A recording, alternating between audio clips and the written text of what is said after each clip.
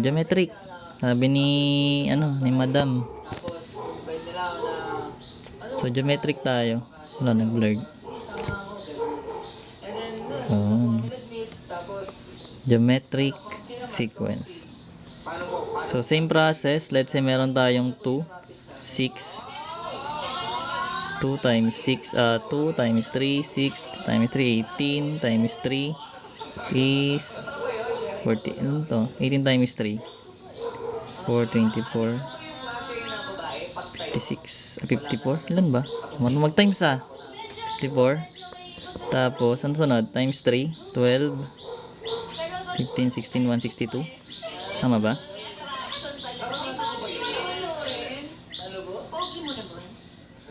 Tapos, tama ba? 162. Tapos, times 3 ulit. Magkakaroon tayo ng 6 times 3, 18, 4. 486. So, okay na yun na. So, let's say, if a sub n is equals to, so, same process lang, is equals to 54, what is a sub n minus 3? So, a sub n is equals to 54. Kung nasundan mo to kanina, madali na lang. Binawasan ng binawasan ng 3 no? Hindi, mali po yan, Cookie. Hindi ibig sabihin babawasan mo yan.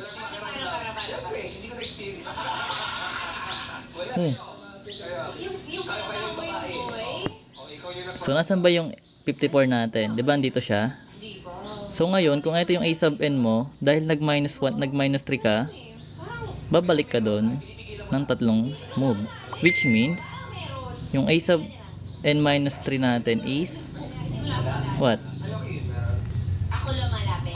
Hindi. Dapat siya lalapit. Kasi syempre, nakakahiya. Sino daw siya? Ay, never ka lumapit. Oh, si Josh ang ngayon Josh no? Kasi nag-aaral no? Lapit. Kasi syempre, nakakahiya. Sino daw siya? Ay, never ka lumapit. Oh, si Josh ang ngayon Josh no? Kasi nag-aaral no? Char. Ito talaga siya. Kasi ito yung maging a sub n natin. Dito ka mag-i-start. So what if, ano naman yung a sub n plus 2? So ano maging sagot natin? Lumapit siya sa akin. Lumapit. O, tas tinanong, nasan si Jose Rizal? Sabi ko pala.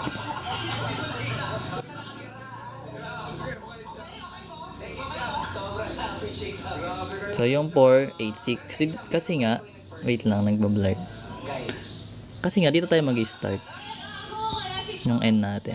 Huwag kayo malito dyan ha. No need. Ang ganda ni Chang kaya. Ay, oo nga, hindi pa natin nakuha yung enter. Ay, nakuha na natin. Ay, yung ang n, oo nga. Dito hindi natin nakuha yung n. Anyways. Naintindihan? O let's say, if a sub n natin is equals to 6. So, ano yung magiging a n sub 1 natin? Ano yung a sub n minus 1? Siguro magbibigay ka ng signs. Kunyari, like mo yung ganito. Tapos parang So, 2 pa rin. Di ba? Kasi dito tayo mag-start. So, babawas tayo ng isa. Ito yung magiging term natin. Gets na yun. Diba? Nagets? O, ano number 1 natin? O, gawa kayo pattern. Ano kayo gawa kayo ng formula? Meron ba? Hindi ako naka-prepared eh. defense naman po. Bago ko naman po gawin yun kay Doris. Wait lang natin ito. Siya po yung Meron tayong geometry. Uy, ko pala na uli. Sabi mo siya wala lumapit. 4, 6, 10, tsaka 24. Sige, sabi ni Uzi. 4, 16. Hindi ko yan alam.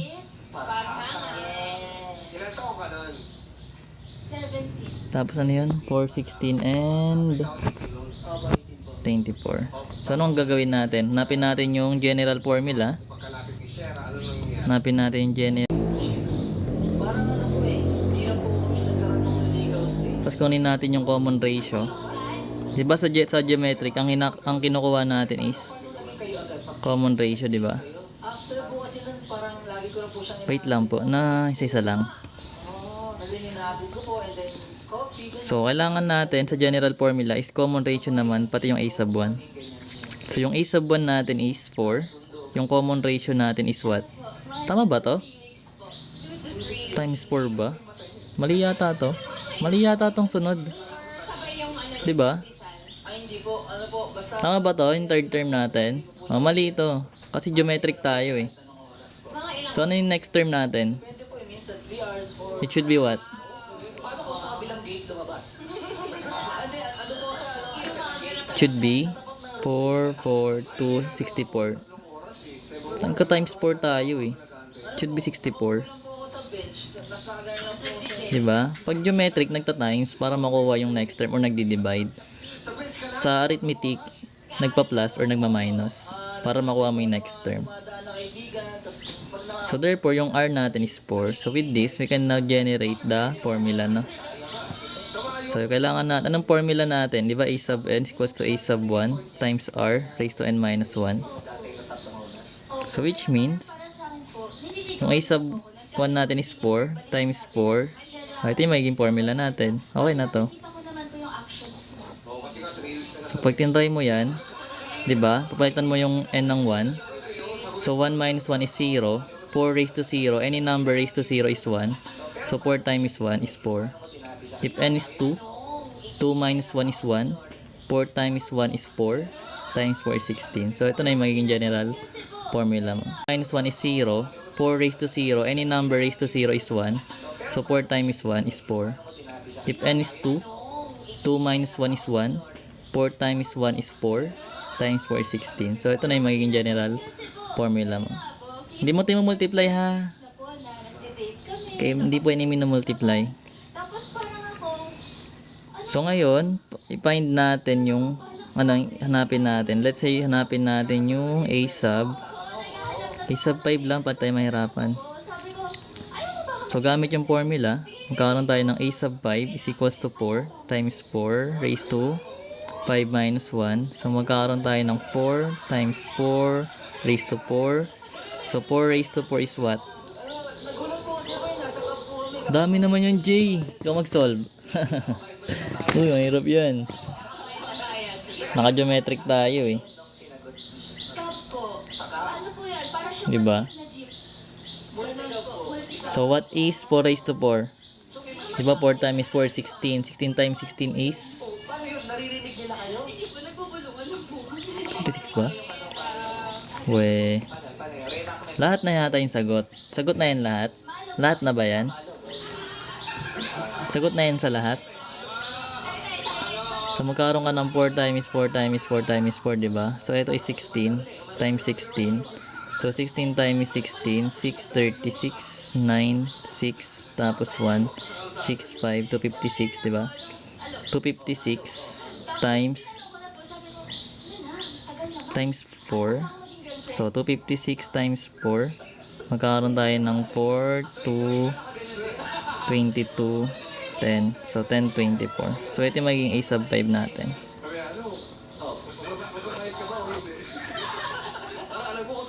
Yeah, okay lang yan. At least marunong ka gumamit ng calculator. Para na makuha natin yung common ratio, ganito naman na pag geometric, you just need to get R, you need to divide A sub 2 minus A sub 1. Then to check it, you need to have A sub 3 divide A sub 2. If the number or the quotient are the same, therefore the sequence is geometric. Kami agad. Sobrang biglaan. And yun. Sinabihan ka ng babae ng gano'n. Tapos gusto mo rin Pag sa arithmetic, di ba, you just need to subtract A sub 2 to A sub 1. A sub 1. Subtract mo si A sub 1 kay A sub 2. Parang hindi ka pa ready na ngayon. So try na natin yung isa. ano po, parang naka-out of third po ako eh. Paano yung tsura ng So meron tayo, ano yun, kay DTJHTC. So we have daw, ilan yan? Dalawa ba yung missing yan? Kasi nag-date na kayo, bakit hindi mo siya natanong na Dalawa ba yung missing nun? Actually, hindi ko pa yan natanong sa kanya. Bakit nga ba? Ay, A. may si Shera. Oh. Para sa akin po kasi, parang ang tagal ko Saan na yun? single and then hindi ko rin po alam kung Saan na? ano po ako sa relationship. Saan na yung given? doon. Pero nung nagtanong na siya kung gano'n, syempre nandun na sa Ayun. feeling ko, di Dalawa ba yung missing yan? Dalawa ba? Isa lang? parang gano'n po. So yung sinabi mong pwede na, Ano to? Geometric pa ba to? Ako nga geometric. Official. Opo. Di ba? Gawin na po nun sa pub. So So, geometric siya kasi pag dinivide mo to, 6 divide 2 is 3. 18 divide 6 is 3 pa rin, no? So, which means, meron tayong R, which is 3. Kasi October 28 po yung So, ito pwede na natin makuha. O dahil pag nagpupunta tayo dito sa right, nagka-times tayo, di ba? Pagkapunta tayo dito, nagka-times 3 tayo. So, therefore, pag pupunta ka sa left, magdi-divide ka dapat by 3. So, kung 2 divide 3, magkakaroon ka ng 2/3 here. So, divide mo ulit by 3. kasi ang bilis. Anong sunod? So parang ito lang sabihin natin. Malay mo naman maging tayo pero wala naman. Kasi ang bilis eh. Ano magiging a sub 1 mo? So, magkakaroon ka ng 2 over 9. So, to check. So, ganun lang yun na. So, magkakaroon ka ng 2 over 9. So, to check. So, ganun lang yun na. Kapag kapunta kasi dito, tumataas yung number mo. Kaya nagmumultiply ka dyan ng 3. In this case, dahil pabalik ka, magdi-divide ka. Ang common ratio. So, check natin. So, meron tayong a sub 1, ay a sub n is equals to a sub 1 times r raised to n minus 1 na. Decide na po talaga kami na. So, check muna natin sa a sub 3. Dapat ito yung magiging sagot na ito. So, yung a sub 1 natin is 2 over 9. Yung r natin is 3. Then, meron tayong 3 minus 1. Which is, magkakaroon tayong 2 over 9. Then, magiging 3 raised to 2. Then, magkakaroon tayo ng 2 over 9 times 9. So, pwede ito makancel out. Which is, ang sagot natin is 2. Which means, a sub 3 talaga natin siya. So, kung gusto mo makuha yung another number, so, ganun pa rin gagawin mo. So, let's say, hanapin natin yung a sub 2. Ang sabi ko kasi, parang, tara go na natin yung 28 monthly kasi doon naman talaga tayo nagsimula. Kasi kahit naman yung ibang couples pa nagsimula So, meron tayong a sub n. naman yung monthly. O a sub 2 na lang. Is equals to a sub 1 Ayoko ng 30, walang 30. times r raised to n minus 1. So, yung a sub 1 natin is 2 over 9. Yung r natin is 3. Then, 2 minus 1 yan. So, magkakaroon tayo ng Alam ko pong aabot kami sa February. 2 over 9. Bakit ano? Bakit Tapos, 3 raised to 1. hindi ba kayo sigurado? Then, ito divisible by 3. Magiging 3 na to. Magiging 1 na to. So, magiging 2/3. So, pares pa rin. Alam ko po sa sarili ko gusto ko po talaga siya maging boyfriend nun. Paano hanapin ratio? Divide mo lang nga. I-divide mo lang si a sub 2 Kinoconsider kay a sub 1. yung side niya Kapag may magkakasunod kang number. siya sa akin. Kasi kung wala kang magkakasunod na number dyan, kailangan mo siya hanapin gamit yung formula. Opo, na Kapag kapunta kasi dito, tumataas yung number mo. Kaya nagmumultiply ka dyan ng 3. In this case, dahil pabalik ka, magdi-divide ka. Ang common ratio. So, check natin. So, meron tayong a sub 1, ay a sub n is equals to a sub 1 times r raised to n minus 1 na. decide na po talaga kami na. So, check muna natin sa a sub 3. Dapat ito yung magiging sagot na ito. So, yung a sub 1 natin is 2 over 9. Yung r natin is 3. Then, meron tayong 3 minus 1. Which is, magkakaroon tayo ng 2 over 9. Then, magiging 3 raised to 2. Then, magkakaroon tayo ng 2 over 9 times 9. So, pwede ito makancel out. Which is, ang sagot natin is 2. Which means, a sub 3 talaga natin siya. So, kung gusto mo makuha yung another number, so, ganun pa rin gagawin mo. So, let's say, hanapin natin yung a sub 2. Ang sabi ko kasi, parang, tara go na natin yung 28 monthly kasi doon naman talaga tayo nagsimula. Kasi kahit naman yung ibang couples pa nagsimula So, meron tayong a sub n. naman yung monthly. O a sub 2 na lang. Is equals to a sub 1 Ayoko ng 30, walang 30. times r raised to n minus 1. So, yung a sub 1 natin is 2 over 9. Yung r natin is 3. Then, 2 minus 1 yan. So, magkakaroon tayo ng Alam ko pong aabot kami sa February. 2 over 9. Bakit ano? Bakit Tapos, 3 raised to 1.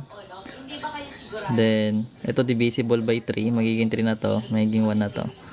So, magiging 2/3. So, pares pa rin. Alam ko po sa sarili ko gusto ko po talaga siya maging boyfriend nun. Paano hanapin ratio? Divide mo lang nga. I-divide mo lang si a sub 2 kay A sub 1. Yung side niya, Kapag may magkakasunod kang number, lang siya sa akin. kasi kung wala kang magkakasunod na number dyan, kailangan mo siya hanapin gamit yung formula. Oh, good. Meron naman. Kasi kung Okay? hindi mo po yung 2 years, 2 years na So, meron tayong A sub 1. A sub n equals to A sub 1 Ano, yung mga times R raised to n minus 1. Ito yung formula natin, di ba? Ng geometric. nangyari sa Then, na hindi meron tayong given ito. Same pa rin yung given natin. Nakunin lang natin yung ratio. Let's say, yung A sub n natin is 18. Kasi last term nga to. Yung A sub 1 mo is 2 over 9. Wala tayong R kasi we gonna find it. Then yung 18, pang ilang number siya sa sequence. So yung 18, pang limang number siya, di ba? So magkakaroon tayo ng 5 minus 1 dun. Then after that, magkakaroon tayo ng 18, 2 over 9 times R. Wala nang tinta. Yun lang.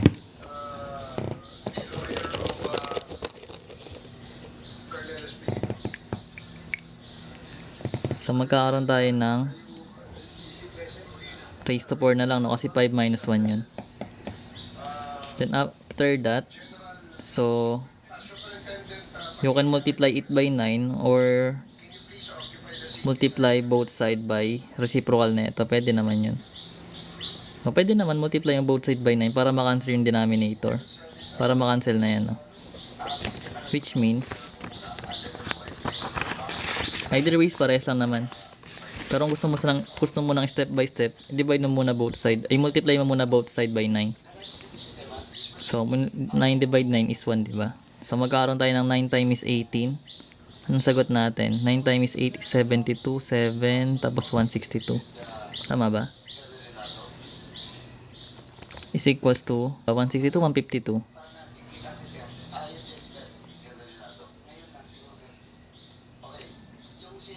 162, no? Count tayo ng 2r raised to 4. Then divide both side by 2. So magkakaroon tayo ng makakancel yun. Magiging 81 na to is equals to r raised to 4. So to get the common ratio, we need to square root ba? Or square root ba para makancel yung raised to 4 natin? Anong magiging root natin dito? Para matanggal tong 4. Bakit 3? 4 nga to eh. Sabihin, 4th root dapat. Para makancel yung power niya. So therefore, yung 81, we can write this as 9 times 9. And this 9 is 3 times 3. So therefore, dahil 4th root siya, we need 4 na magkakaparehas para maging malabas natin siya. Wherein, yung square root of 81, we can 4th root of 81, we can write it as 4th root of 3 times 3 times 3 times 3. Wherein, dahil nga may apat tayo na 3, we can write it as 1 na lang sa labas. So, which means, yung R natin is 3. So, you can do this one para hindi kayo mahirapan mag-simplify ng radicals, no? Sabihin, you need to prime factorization muna para, tas hanapin mo na lang kung ilan yung root. Pag dalawa, ibig sabihin square root lang, you need a pair lang para malabas mo yun as 1. Kapag cube root naman, tatlo naman need mo, lalabas mo yun para maano, no? Yun, maano. O, try natin tong isa. Sabi niya, what is the common ratio daw? O, kayang-kaya niya na yun sagutin, guys, o. Assignment niya. Assignment, ano. O, divide mo lang. O, negative 36 divide 6. Ano ba ang sagot? O, yun na. Sinagot na ni Alex.